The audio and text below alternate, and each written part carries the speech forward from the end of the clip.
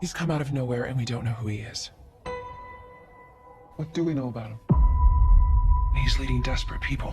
So this is a cult? We don't know who he's associated with. He could be creating an army. Or he could be leading them to their death.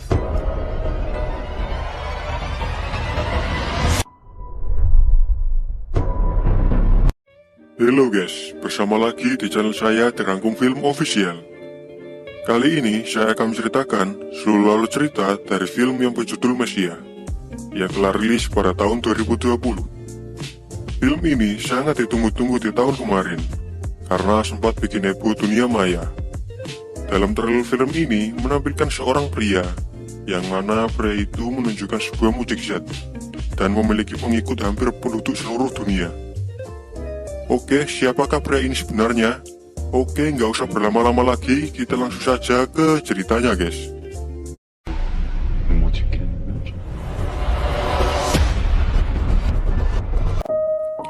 Berlokasi di Suriah. Awal film dibuka dengan ibu bersama anaknya. Anak itu bernama Jibril. Saat itu Jibril bertanya kepada ibunya soal Tuhan. Jika Tuhan ada, mengapa Tuhan tidak membantu rakyat yang disiksa dan dibunuh?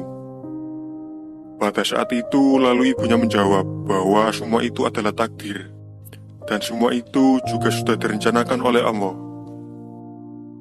Saat Jibril beranjak dewasa, ia mendapati ibunya yang telah tewas tertembak. Pada saat itu, hatinya sangat hancur dan mulai ragu dengan agamanya sendiri, yaitu agama Islam. Kemudian Jibril keluar dari dalam bangunan. Ia melihat semua penduduk dijaga ketat oleh para tentara Israel. Saat itu para penduduk Suriah sedang memberontak karena akses jalan mereka sudah diblokade oleh tentara Israel selama 80 hari. Saat itu juga Jibril bertemu temannya, yaitu Samuel. Di sana mereka sedang berjalan-jalan. Tak sengaja mereka melihat pria misterius yang sedang berkhotbah di atas bangunan. Pria itu mengatakan bahwa dia adalah utusan Allah. Pria itu juga berdakwah soal agama Islam. Namun para penduduk merasa bahwa dia salah mengutip kitab. Dan kemudian penduduk mengamuknya. Pria itu mengatakan bahwa ia ingin menyelamatkan para penduduk yang sedang sengsara. Di saat bersamaan, tiba-tiba muncul badai pasir raksasa dari barat. Penduduk pun mulai berlindung. Tetapi saat itu para penduduk heran karena pria itu tetap saja melanjutkan ceramahnya. Padahal badai itu sangat dahsyat. Sampai-sampai menyapu bersih tentara Israel di perbatasan. Di sisi lain, seorang mata-mata luar negeri dari CIA Amerika bernama Giller melihat sebuah berita yang mana berita itu menampilkan seorang pria yang sedang memimpin orang-orang Suriah menuju perbatasan Israel. Karena keterkaitan Israel dengan Amerika, Giller tidak tinggal diam. Giller khawatir jika pria itu malah menuntun penduduk Suriah untuk berperang. Hampir seluruh rakyat Suriah mengikuti pria itu dan memanggilnya sebagai Al-Masih. Di sana juga ada Jibril dan Samer yang menjadi pengikutnya. Penduduk juga merasa bahwa pria itu malah menggiring mereka menuju kandang musuh. Seorang kiai mulai ragu juga dengan ceramah yang disampaikannya. Namun pria itu selalu menunjukkan pencerahan dan kebaikan kepada pengikutnya. Mereka juga terpesona dengan kepiawaiannya. Jibril merasa bahwa pria itu adalah Tuhan yang sesungguhnya. Di tengah perjalanan, pria itu menyuruh untuk mengumpulkan dan mengubur senjata mereka. Semua bingung apa tujuan sebenarnya pria itu membawa mereka, namun para penduduk tetap mengikutinya. Setelah sampai perbatasan, pria itu menerobos pagar, dan tembakan peringatan pun dibunyikan. Pria itu mengatakan bahwa mereka semua hanyalah ingin makan, bukan berperang. Para tentara Israel heran melihat itu. Karena baru pertama kali ini ia melihat seorang yang memimpin hampir seluruh rakyat Suriah menuju perbatasan dengan menggunakan tangan kosong. Karena curiga, pria itu kemudian diamankan di tanah Yerusalem. Seorang komandan tentara Israel yang bernama Aviram mencoba menginterogasi pria itu. Afiram bertanya dari mana, mengapa, dan apa tujuan sebenarnya pria itu. Tapi pria itu hanya menjawab dengan satu kata, yaitu Tuhan. Afiram kebingungan karena pria itu juga bisa menerawang masalah pribadinya. Karena Afiram malu, Afiram pun menghentikan interogasinya dan menghapus rekaman CCTV. Di sisi lain, di Texas, Amerika, terdapat wanita pengidap epilepsi. Ia bernama Rebecca. Ayah Rebecca merupakan seorang pendeta di kota itu. Ia bernama Felix. Rebecca mempunyai masalah dengan keluarganya yang membuatnya ingin kabur dari rumah. Felix dan istrinya juga kacau saat itu karena masalah keuangan. Di sisi lain, Giller pergi ke Yerusalem untuk menemui pria itu. Namun setiba di sana, ia mendapatkan kabar bahwa tahanan itu kabur. Afiram langsung pergi ke pertemuan rahasia Israel sebagai tersangka, karena orang terakhir yang bertemu pria itu adalah Afiram. Afiram bingung karena ia merasa tidak melakukan pembebasan pria itu. Tapi seorang penjaga CCTV bersaksi bahwa Afiram sempat melakukan penghapusan rekaman CCTV saat dia selesai bertemu pria itu. Afiram mulai kebingungan. Ia merasa bahwa dirinya sedang dijebak. Untuk jaminan, Afiram kemudian berjanji untuk menangkap kembali pria itu. Di sisi lain, di suatu hari penduduk Suria menginap di perbatasan. Aksi mereka disorot berbagai awak media. Pemerintah Amerika kemudian menyuruh pihak Israel untuk segera memberikan mereka bantuan makanan bersamaan dengan pencarian pria misterius itu.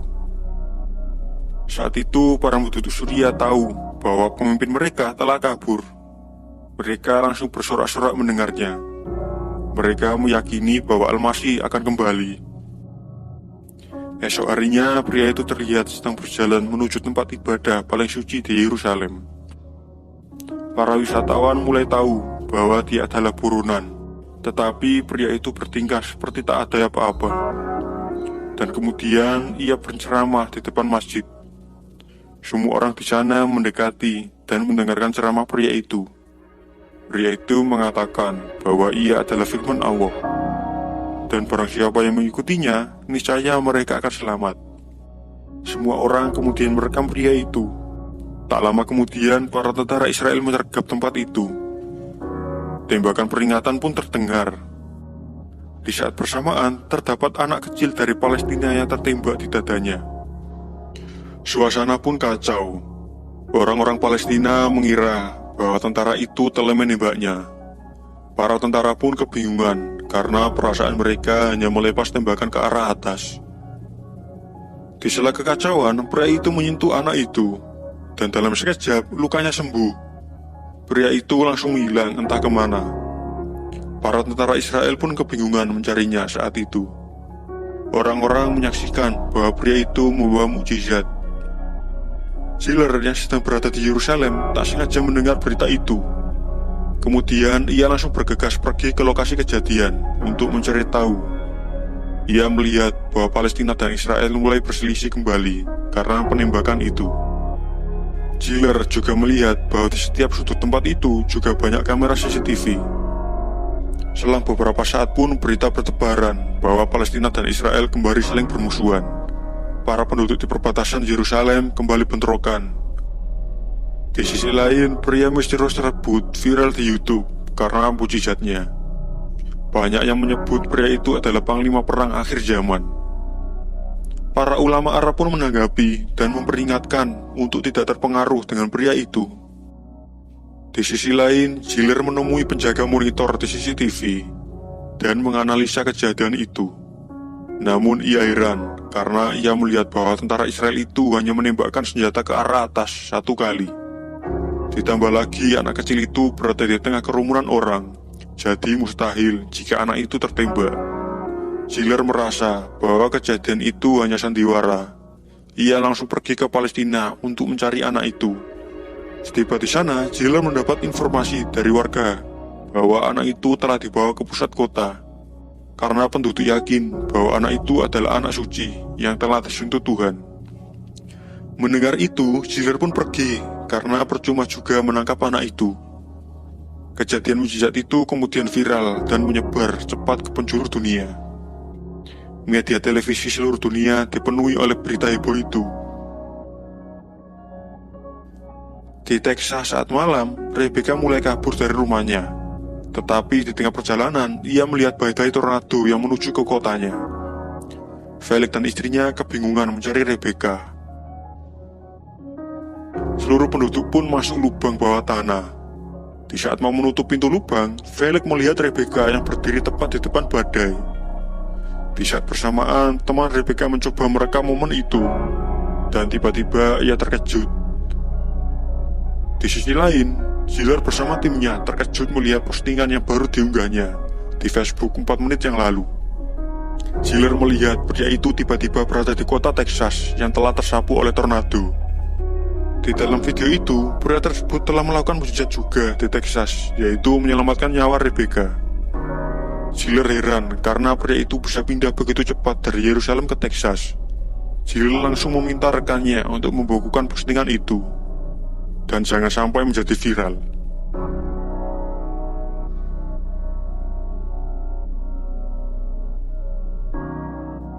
Di Texas, Felix berterima kasih kepada pria itu karena ia telah menyelamatkan nyawa anaknya.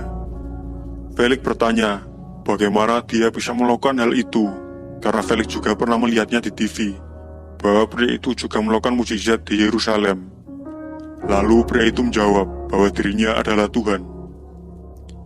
Di sela mereka berbincang-bincang, polisi Amerika menangkap pria itu karena tuduhan melakukan migrasi ilegal. Felix pun berusaha membantu pria itu dengan menyewa seorang pengacara. Di sisi lain, ternyata di balik penangkapan pria itu adalah Giller. Giller khawatir jika pria itu bisa memprovokasi penduduk dan melakukan pemberontakan seperti halnya kejadian-kejadian sebelumnya. Esok harinya, Giller mencoba menemui pria itu di sel. Ia kemudian mengajukan beberapa pertanyaan kepada pria itu. Giller menanyakan apa tujuan sebenarnya pria itu, karena Giller merasa bahwa pria itulah penyebab dari permusuhan kembali Israel dan Palestina. Lagi-lagi pria itu hanya menjawab satu kata, yaitu Tuhan. Pria itu malah berbalik menceramai Giller dan membuatnya kebingungan. Lebih herannya lagi, pria itu bisa menerawang seluk-beluk kehidupan pribadinya Giller. Kata-kata pria itu membuat Giller berlinang air mata. Pria itu juga tahu bahwa Giller tak akan bisa untuk mempunyai keturunan. Karena malu, Giller pergi keluar dari sel itu. Esoknya persidangan pun diproses. Saat itu pria tersebut dibantu oleh pengacara sewaan Felix. Pihak Giller memberikan pengajuan untuk menahan pria itu di Amerika karena pelanggaran undang-undang migrasi. Tujuan Giller sebenarnya adalah membukukan pria itu di Amerika supaya ia tidak bisa melakukan aktivitas provokasi lagi di tempat lain. Namun hakim malah memutuskan untuk mengembalikan pria itu ke asalnya. Akhirnya pria itu kemudian angkat bicara. Pria itu secara tak langsung menyindir dan membuka aib sang hakim. Hakim itu pun mulai berpikir bahwa memang benar kata-kata pria itu. Pria itu menceramai hakim tersebut sampai hakim itu mulai sadar dengan dosa-dosanya. Akhirnya hakim memutuskan untuk mengundur persidangan. Peristiwa itu membuat heboh dunia maya karena ini juga merupakan undang-undang yang sangat sensitif. Semua orang tahu bahwa Amerika melarang keras orang-orang Arab masuk ke negaranya. Semua awak media pun berkumpul ke gedung persidangan untuk meliput peristiwa itu. Esok harinya sidang kedua pun dimulai. Di sana tanpa bicara panjang lebar, hakim pun langsung memutuskan untuk membebaskan dan meresmikan pria itu sebagai warga Amerika. Semua pun kaget mendengar keputusan itu, karena baru kali ini Amerika memperbolehkan warga Arab menetap di sana. Semua pejabat juga kaget mendengarnya. Berita pun menyebar dengan cepat di tengah kerumunan awak media. Pria itu pun dibawa pulang oleh Felix. Felix sangat lega atas keputusan ini, dan ia pun sempat jadi sorotan media. Beberapa hari kemudian, semua orang dari penjuru dunia mendatangi kota Texas, yang merupakan kediaman Felix dan Almasih itu. Semua orang percaya bahwa pria itu adalah Tuhan Yesus. Para awak media pun juga mengamadati kota Texas. Di sisi lain, Jibril juga memonitor CCTV yang sebelumnya ia pasang di sekitar tenda pria itu. Di sisi lain, para penduduk Suriah telah menanti kedatangan pria tersebut. Mereka sudah berminggu-minggu menginap di perbatasan. Bantuan makanan pun mulai habis.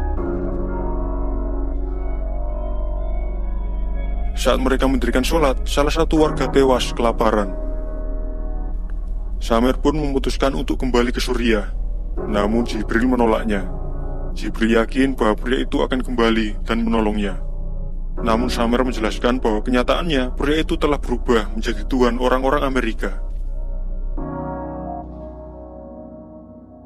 Seorang kiai juga menjelaskan bahwa pria itu bukanlah Nabi Isa yang kembali.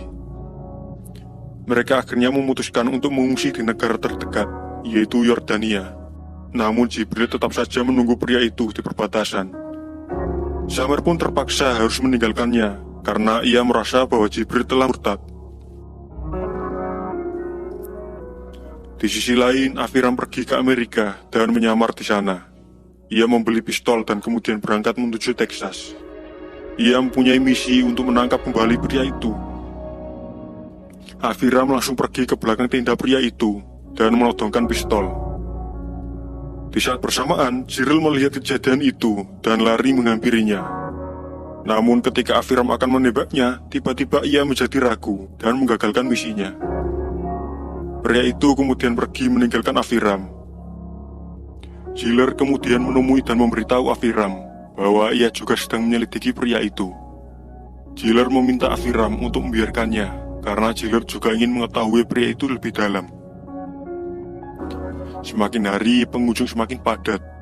Banyak juga orang yang kecewa karena keinginannya tidak terpenuhi. Saat itu, Jibril mendapat informasi dari rekannya yang berada di Teheran. Ia mengatakan bahwa pria itu sebenarnya bernama Payam Golshiri, yang merupakan orang Teheran. Rekannya itu mendengar bahwa ada seorang yang mengaku adalah kakaknya. Jibril langsung mencoba menyelidiki tentang hal itu. Esoknya, keluarga Rebecca mulai berkemas-kemas karena pria itu memintanya untuk mengikutinya. Ayah Rebecca kemudian mempersiapkan mobilnya dan memulai perjalanan tanpa tujuan. Ribuan mobil pun mengikuti mereka. Di tengah perjalanan, ribuan orang di pinggir jalan bersorak-sorak Al-Masih. Kendaraan yang mengikutinya pun semakin banyak. Rebecca terus-menerus memfoto wajah pria itu dan menguploadnya di Instagram dengan hashtag Al-Masih. Ia kaget karena tiba-tiba followersnya meledak sampai 700.000 pengikut setiap menitnya. Rebecca tak menyadari bahwa postingannya itu sampai menyebar di media televisi global. Semua orang tahu bahwa pria itu sedang menuju ke Washington DC.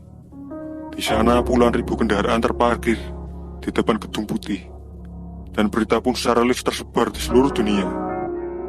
Di sana hampir seluruh penduduk Washington mengikutinya. Akhirnya mereka sampai dan semua orang pun mengikuti pria itu. Pria tersebut kemudian berhenti di depan kolam dan kemudian mulai berkhotbah. Pria itu mengatakan bahwa saat ini Tuhan ada di hadapan mereka. Pria itu kemudian melakukan mukjizat dengan berjalan di atas kolam. Sontak warga terkagum melihatnya. Semua orang merekam dan meliput kejadian itu. Mereka percaya bahwa ia adalah benar-benar Tuhan. Di sisi lain, Jibril mulai lelah dengan hidupnya. Ia pun nekat berjalan telanjang menghadapi tentara Israel. Media TV pun langsung meliput aksinya itu. Jibril mendekatkan tubuhnya ke senapan tentara Israel itu. Namun tentara Israel itu tak tega melihatnya dan menurunkan senjatanya. Peristiwa itu membuat seluruh warga Palestina heboh, karena baru kali ini tentara Israel yang kejam itu bisa luluh hatinya melihat seorang bocah Palestina. Jibril pun menjadi sorotan warga Palestina, dan ia pun langsung dibawa ke pusat pemerintahan Palestina.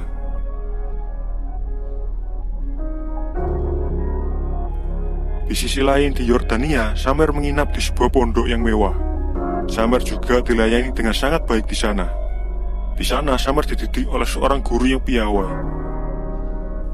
Di sisi lain, Jibril berhasil mendapatkan beberapa informasi tentang pria itu, dan kemudian menunjukkannya kepada Menteri Presiden Amerika.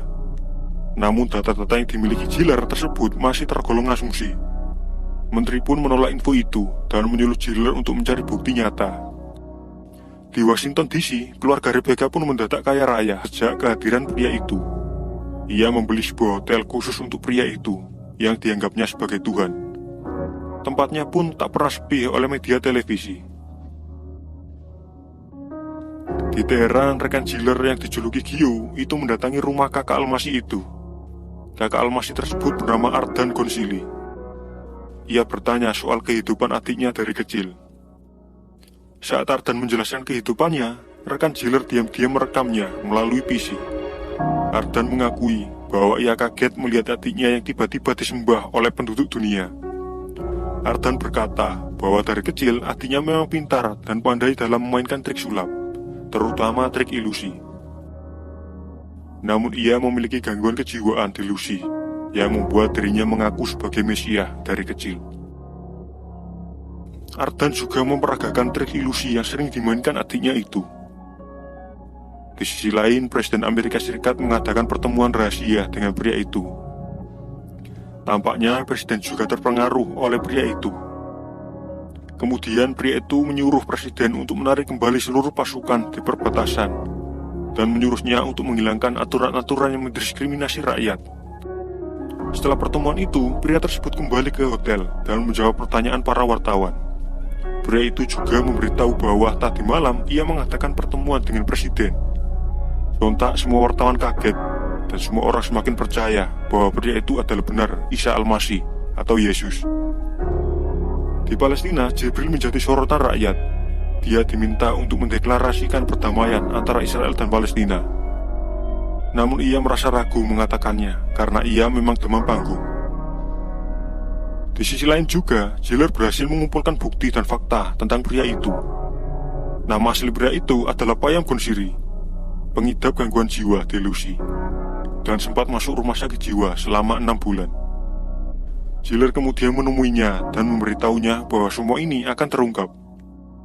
Di sisi lain, pikiran Presiden menjadi kacau karena kata-kata pria itu. Presiden tiba-tiba mengajukan perdamaian untuk negara-negara musuhnya. Para menteri bingung karena itu adalah tindakan yang sangat memalukan. Para menteri pun juga mulai mengincar pria yang berjuluk Al-Masih itu. Di Yordania, Samer tidak menyadari bahwa ia dididik oleh seorang tokoh aktivis radikal ISIS. Di sana, Samer diajarkan ajaran-ajaran yang menyimpang, yang berbau jihad. Sedikit demi sedikit, ia digiring untuk melakukan tindakan bodoh. Di Yerusalem, Jibril akhirnya melakukan deklarasi perdamaian yang disaksikan oleh ribuan warga Yahudi dan juga warga Islam.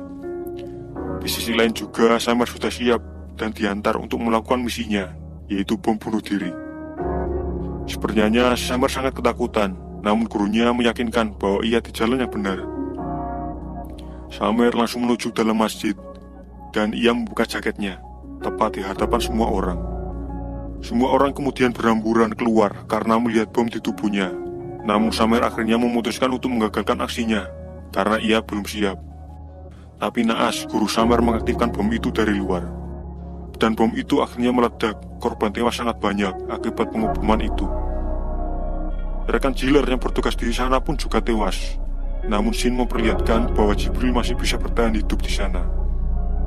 Bersamaan dengan itu, di Amerika, penduduk sedang melakukan acara besar doa bersama yang dibintangi oleh Al-Masih itu.